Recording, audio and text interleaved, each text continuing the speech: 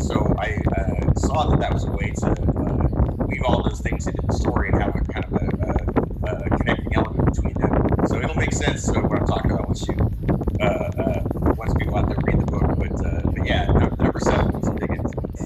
So hey, with Ready Player One, I think a lot of people who'd never worn a VR headset got exposure to the tech and to your vision through the book and through the movie. And part of the fun, I think, I imagine of being a sci-fi writer is you're also a futurist in a way. I mean, that's part of the gig of being a sci-fi writer, which sounds really fun. And I think, you know, in Ready Player Two, I think you go even a little further, and there's some really exciting kind of, you know, vision going beyond that.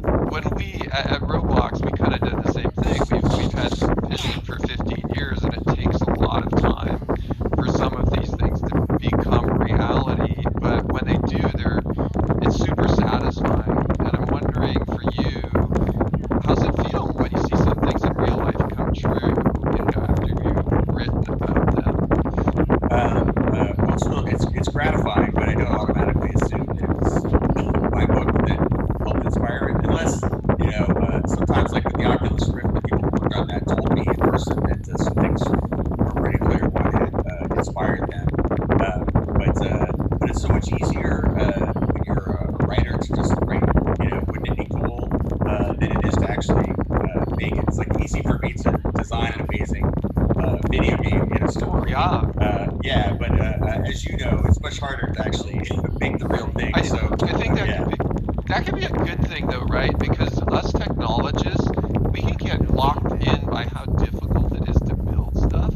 Where writers and futurists, you have the freedom of the written word, right? There's no limit to what you Right. can imagine. And then the technologists more have to like figure out, can we really build it? Right. And they're the only ones that can really build it. If it was just left up to the writers, all this stuff would remain fantasy. But that's something that I remember hearing about Star Trek, the old Star Trek series.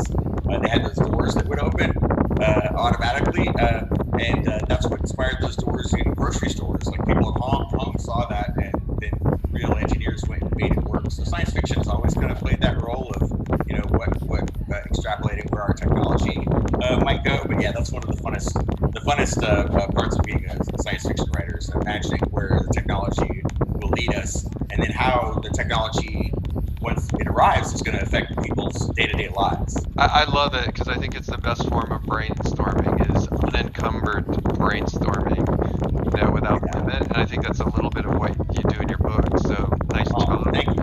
Almost like we're taking technology and then we go to pop culture.